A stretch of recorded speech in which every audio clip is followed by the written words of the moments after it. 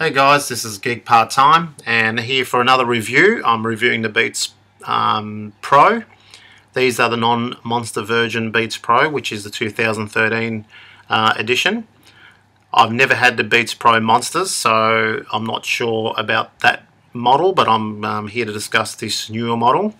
The only difference I've found as far as reviews goes, the box is pretty much the same, a little bit smaller, and it just doesn't have the Monster logo here.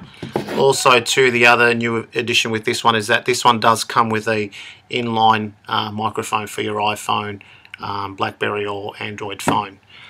Just before I actually get into the review, before buying these headphones, I have been looking around on the internet on reviews about Beats Pro just to see what others thought of them. Now, when I was looking to buy these headphones, I did want them for the bass and for the loudness. Now, when I talk about loudness, I do like my music to have that full, loud sort of sound. Now, I know a lot of people like the Audio-Technicas and they like that sort of neutral, quite flat audiophile sound, which is important as well, and I understand that.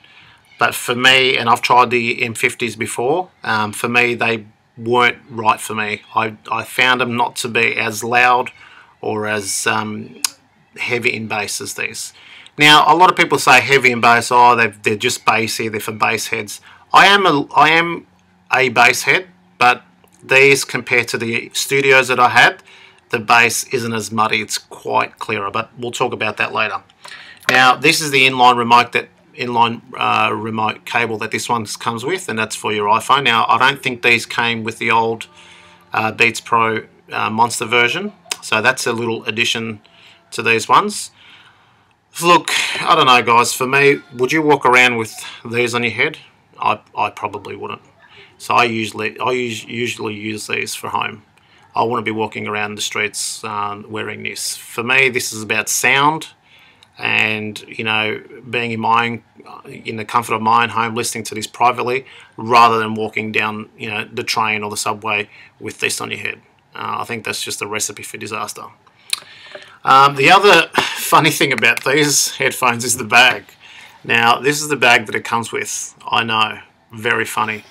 The only thing I've noticed with these and the old Monster version is it doesn't have the Monster logo on these two. But I would have thought with this 2013 model that they would change the bag, give us something like the studios at least, something that's got a hard case that, you know, you can actually, even though I'm not going to be traveling with these, but it'd be nice to have it at the price that they are. It would have been nice to have that little addition. But anyway, so this is the coil cable that I usually use these headphones with, and immediately, you know, holding them in your hand, it's so thick. You can see that the quality is there. Comparing this to the old studios that I had as well, the cable on these were pretty much, you know, like the cable of this. And I'm not sure if you can see it on camera there, but, you know, there is a massive difference between those two. So I do like the fact that, you know, the quality of the cable is really, really good. The good thing about it as well, it actually locks into place. So you line up the arrows and you put it in, and once you put it in, you twist it until it locks into place. So it doesn't move anywhere, it doesn't go anywhere. It's great. It's a really good addition to these headphones. They do daisy chain, but I don't use that feature. I find there's no use for it. So yeah, but it's got that. If you want a daisy chain with it, you can. Now, I have had a pair of DJ headphones before, and the only thing that you would find that these are DJ headphones is the cup swivel up. So if you want to whack it on, listen to your mix, or have one ear out, you can. But I've never used that feature anyway.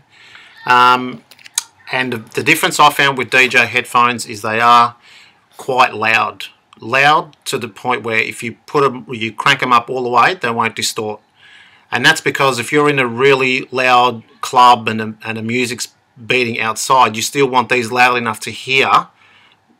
You want the music in here to be louder than what it is out there, so you can hear the mix here and mix it through to the next song. So that's why I find DJ headphones are really good, because if you crank them up, they will not distort. Whereas I found the studios, bit over 75%, and they start distorting quite badly. These ones don't have batteries, which is another great thing. Now I know the new studios come in with a built-in battery, but I haven't tried those before, so I'm only going by the studios I had. And if you remember the old studios, you would turn the ear cup and you put in the battery and you close it back again. And once you had them at loud, the whole thing would rattle.